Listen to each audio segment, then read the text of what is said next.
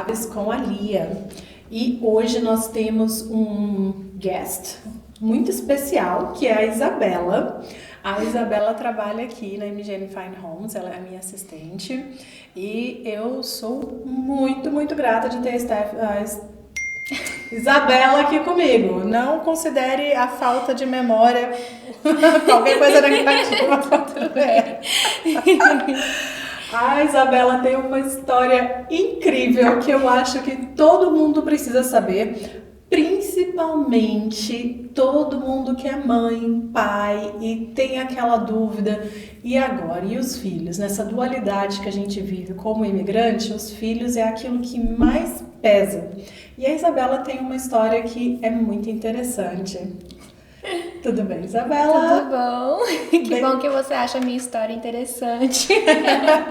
Bem-vinda ao podcast. Obrigada, estou muito feliz por estar aqui. Muito obrigada por ter topado, né, fazer aqui comigo. Isabela, me conta pra gente então um pouquinho da sua história. Onde que você nasceu? Eu nasci aqui em Atlanta. Os meus pais são brasileiros. Meu pai de Goiânia e a minha mãe de Itajá, que é o interior, uma cidade do interior de Goiás. Eles vieram, se eu não me engano, em 1994. Eu ainda estava na escola. E eu nasci aqui em 2000. Ok. Eu e o meu irmão. Ok, então você é nascida nos Estados Unidos. Uhum. Mas você não ficou aqui. Não, eu nasci aqui e passei quase 9 anos aqui. Aí, por causa da crise daquela época, 2008, 2009, foi em 2009 quando a gente mudou, a crise impulsionou a gente a mudar para o Brasil.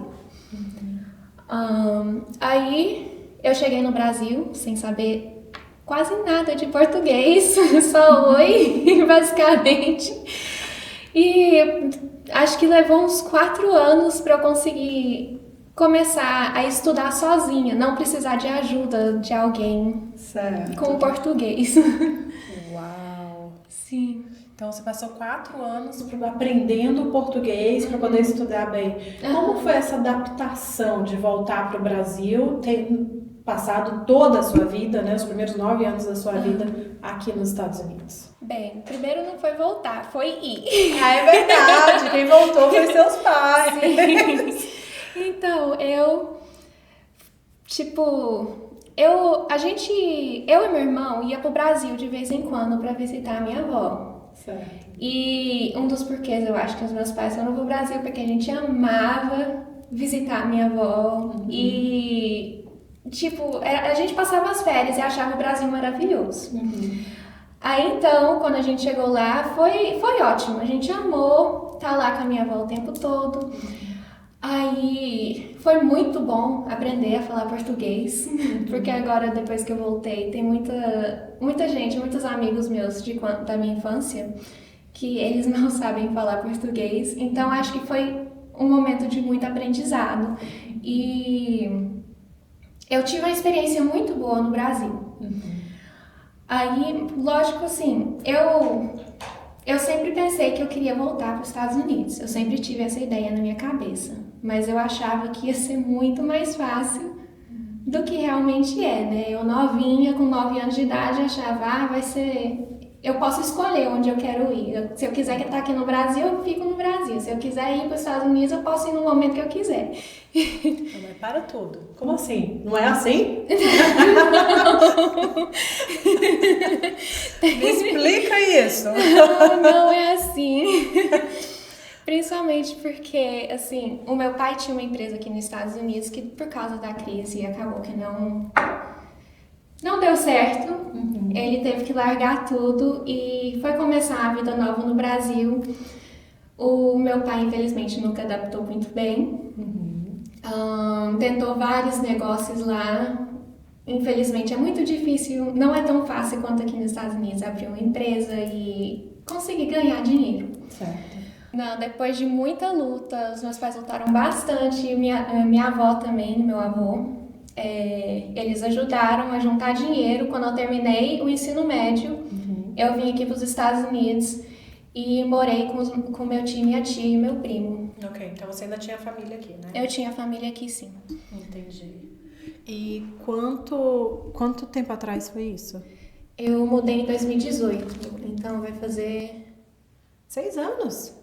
6 Uau! anos que eu voltei. Então você chegou aqui, você já tinha 18 anos de idade? Eu tinha 17, ia 17. fazer 18. Ah, então você veio como menor ainda. Aham. Uau! E como foi a readaptação aos Estados Unidos? Bem, foi...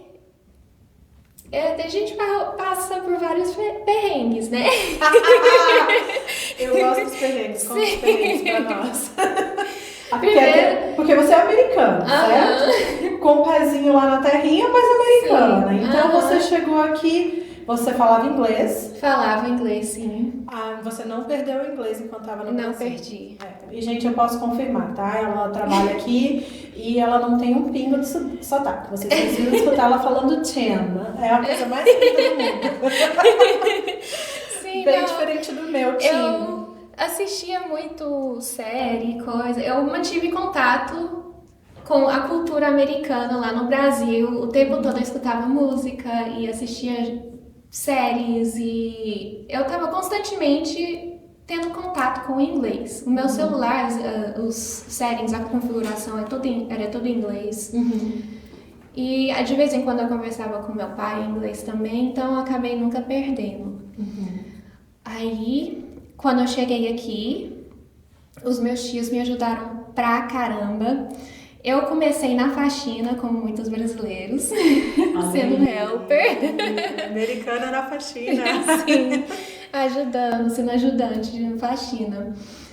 E, assim, eu acho que eu não era a melhor. Eu limpava bem, mas eu não era rápida o suficiente pro povo, pros meus patrões. Aí eu acho que não deu muito certo. O povo não tava me chamando de novo para trabalhar com eles.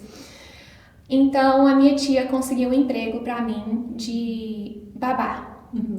Para uma criança de 10 anos e uma criança de 7 anos para uma família muito rica aqui nos Estados Unidos. Brasileiros ou americanos? Americanos. Aí trabalhei com esses meninos por 2 anos, muito bom, tive uma experiência ótima. Só que aí bateu o Covid. Essa pandemia. Perdi meu emprego. Aí que começa todos os grandes perrengues. Até aí, o meu irmão também tinha mudado pra cá e a gente alugou um quarto na casa de uma brasileira. E a gente ficou assim, alugando quartos, né? Que a gente não consegue pagar O aluguel inteiro. o aluguel inteiro, aí ficou alugando os quartos. E vocês estavam sem a ajuda financeira da sua família? Sim. Então, só vocês, por vocês. Por a gente, meu irmão tava no ensino médio. E por É causa. mais novo ou mais velho? Ele é mais novo. Ah. A gente tem 3 anos de diferença.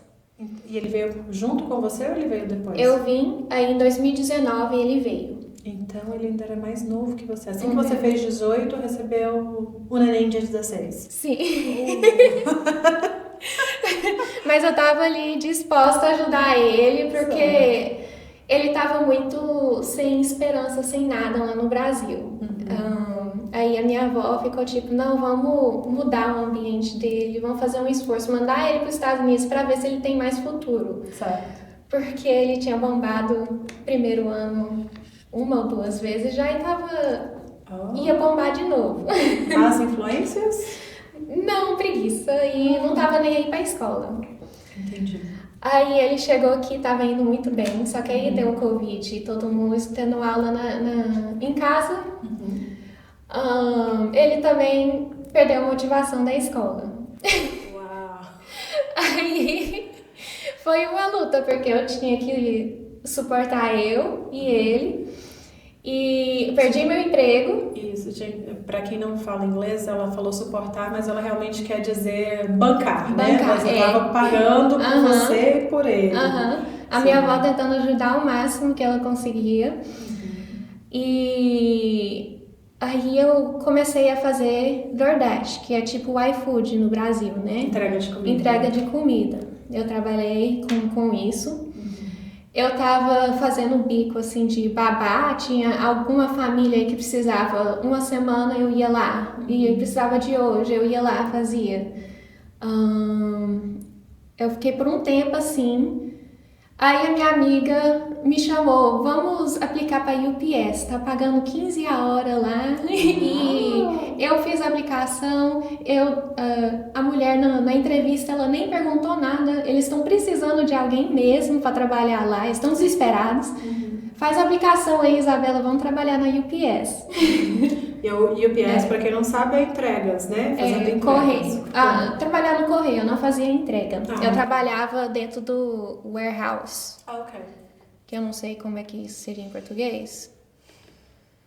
Gente, warehouse. Mas no Brasil se fala tanto inglês hoje que as pessoas devem saber, né? É o armazém do correio, onde as cartas são processadas. Sim, isso, exatamente. Aí, lá fui eu e ela no primeiro dia. Ela desistiu na primeira hora. Na primeira hora? Ela não durou uma hora. Porque é uma loucura lá dentro, sabe?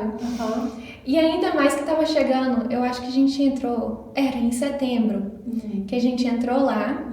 E tá chegando a época do final do ano, então tem muito pacote. Certo. E eles têm agora vai ficar difícil em português. Um belt. Uma esteira, isso. Eles têm uma esteira e a gente tinha que load the truck. Você tinha que pegar os pacotes e colocar no caminhão. Aí a esteira só vai vindo e é muito pacote de uma vez. Chega que cai pros lados e você fica desesperado. Aí eu tô imaginando a cena. E esse emprego lá é um monte de homem. É poucas mulheres que tem. Tá lá mais duas meninas lá de tudo. Ela não durou uma hora, ela desistiu. Mas eu precisava do emprego. Então eu fiquei tipo, não vou desistir. Eu vou ficar aqui. E ok. Trabalhei lá e os caras me ajudavam e tal. Até que eles me transferiram para uma outra área que era mais tranquilo. Mas trabalhei nessa UPS e isso era à noite ainda. Trabalhava à noite. Aí, enquanto isso, eu consegui outro emprego como babá durante o dia, à tarde. Depois que as crianças chegavam na escola. Amei aquela família, muita gente boa, judeus. Aí, eu fiquei trabalhando assim, à tarde lá e de manhã fazendo DoorDash. De manhã DoorDash. À tarde, babá. Aí à noite eu ia pro UPS. Então você estava com 3 empregos. Uau! Eu não sei como que eu sobrevivi. Eu tô te dando poucas horas nessa empresa. Eu acho que você pode trabalhar um pouquinho mais aqui. E tem o caso de que eu dirigia um Dodge Stratus. Horrível. Ok, resumindo, não compre um Dodge Stratus. Não compre um Dodge Stratus. Horrível. Aquele carro estragava a cada 2 segundos. Uau. O tempo todo. Então tava eu trabalhando 3 empregos, sustentando o meu irmão também. E com o carro estragando. E para eu chegar no meu trabalho eu precisava do carro. Nossa, de dinheiro, foi horrível 2020. Quando eu fui fazer as taxas, a mulher falou, tipo, que eu tinha o lucro de uns $2 só. Alguma coisa assim. A hora que eu foi fazer o imposto de renda, você vai colocar uma perca aqui pra ver se o governo te devolve alguma coisa? Não sei como que eu sobrevivi, mas eu sobrevivi. Foi Deus, com certeza foi Deus cuidando de mim, porque passei por muito aperto. Até que o meu irmão acabou falando com os meus pais e ele falou, não, eu preciso de ajudar a Isabela. E fez um acordo com eles que ele ia sair da high school, não ia terminar o ensino médio. Ia trabalhar para poder me ajudar. Tipo, depois de muita conversa, porque meus pais... ninguém queria deixar ele não terminar, mas depois de muita conversa, foi isso que aconteceu. Entendi. Tanto que hoje ele tá super bem. Ele achou a paixão dele, que é a construção, ele trabalha com janela. E ele tá indo muito bem, tem empresa própria hoje. Aí ele me ajudou bastante nessa época também. Ele foi bem generoso comigo. Ele voltou e terminou a escola? Até agora não. O acordo era um dia voltar e fazer o que chama aqui de GED. GED? Que é o supletivo, né? Supletivo, isso. Até hoje ainda não. Mas foi assim, no ano de 2020, até que eu comecei a namorar o meu esposo agora. E a tia dele trabalhava numa companhia que vendia frango. Aí ela falou, Isabela, eles estão precisando de alguém que fala inglês e aplica aqui e tal, vai ser muito melhor do que você tá trabalhando de subemprego e você vai estar no escritório, algo melhor para você. Aí ok, fui lá, fiz a entrevista, entrei. Porém, o downside, o ruim é que era lá em Gainesville. Eu morava em Marietta, perto de Esmirna. Até Gainesville era 1h30, mais ou menos. De ida. E isso quando tinha trânsito, tipo a volta, eram umas 2 horas para chegar em casa. Meu pai, Isabela. Mas eu fiquei tipo... Eu fiquei lá porque eu sabia que ia ser melhor para mim no futuro. Que eu ia conseguir um currículo melhor. O que realmente me ajudou, porque me ajudou a conseguir esse emprego de agora. Exatamente. Mas trabalhei nessa empresa por 2 anos. Isabela, você tem algum ressentimento dos seus pais por terem tomado a decisão de voltar para o Brasil, de tirar do seu país? Não tenho nenhum. Eu acho que foi uma maravilha. Eu acho que me ajudou muito, primeiro até conseguir falar 2 línguas fluentes. A minha experiência no Brasil, tipo, abriu os meus olhos muito. Tanto que a gente passou por aperto lá e o que a gente não passava aqui. E acho que me deu um outro ponto de vista. Morar no Brasil. E conhecer pessoas de lá. Foi muito bom ter o contato com o Brasil. Não tenho ressentimento nenhum. Acho que como é que fala? It was supposed to happen. Tava marcado para acontecer, Isso. era algo que deveria ter acontecido mesmo. Sim. Você acha que essa sua experiência, esse tempo que você passou no Brasil, foi algo construtivo para você? Vai ajudar no seu futuro ou é nulo? Se você tivesse ficado aqui, talvez tivesse tirado. Não, eu acho que foi essencial para mim, sim, o meu tempo no Brasil. Falar 2 línguas faz diferença para você?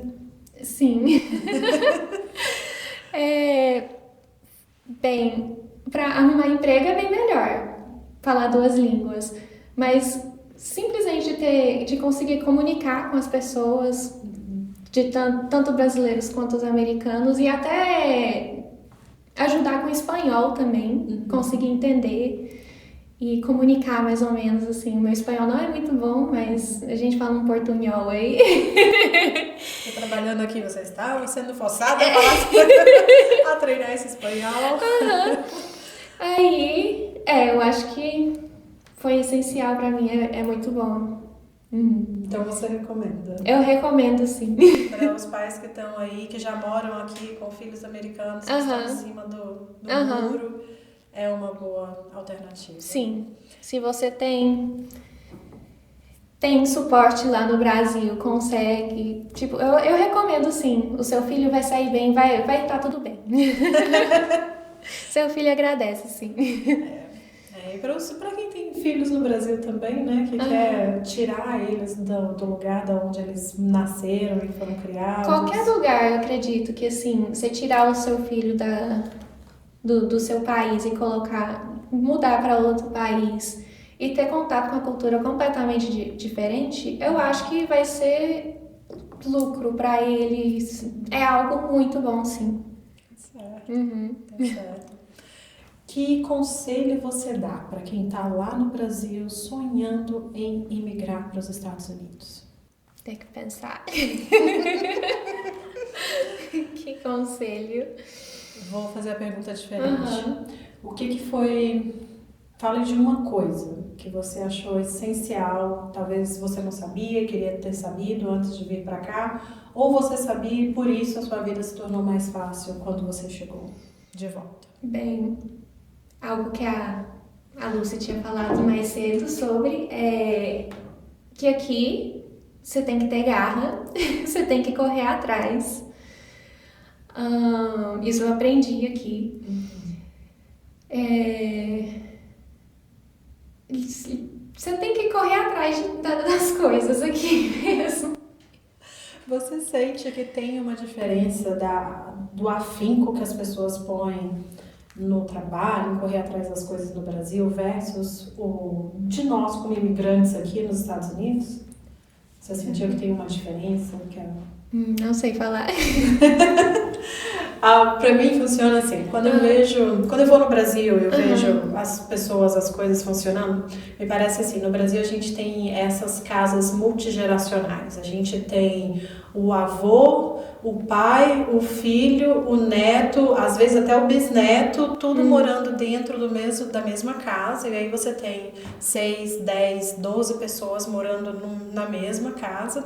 Mas de todas essas pessoas, às vezes tem 2, 3 trabalhando para sustentar a casa toda, certo? E quem está trabalhando muitas vezes está fazendo está trabalhando por um salário, certo? Ela tem a carteira assinada, trabalha por um emprego, um salário e faz esse processo e aí muitas vezes acaba vivendo com menos do que poderia viver por 2 motivos. Tem menos gente trabalhando na casa e também você está trabalhando só em um emprego. No seu caso, você chegou aqui e de repente você saiu de emprego nenhum, que você estudava no Brasil, para 3 empregos, manhã, tarde e noite.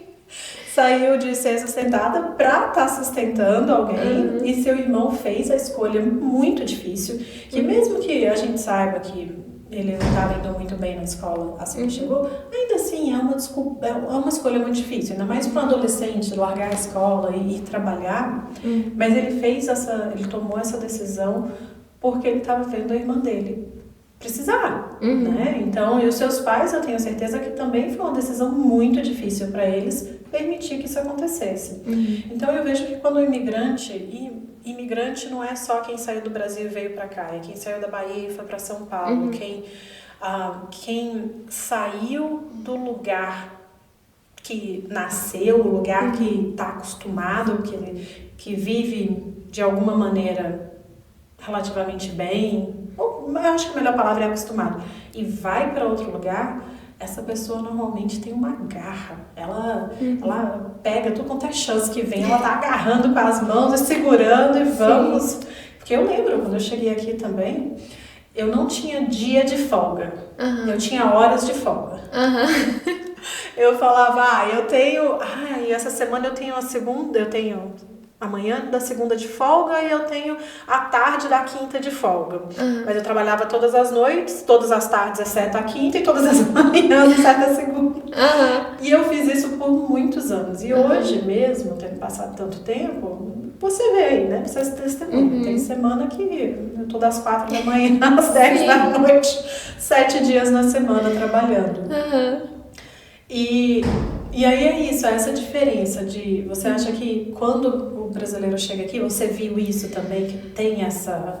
Bem, na verdade, eu acho que isso é algo que eu aprendi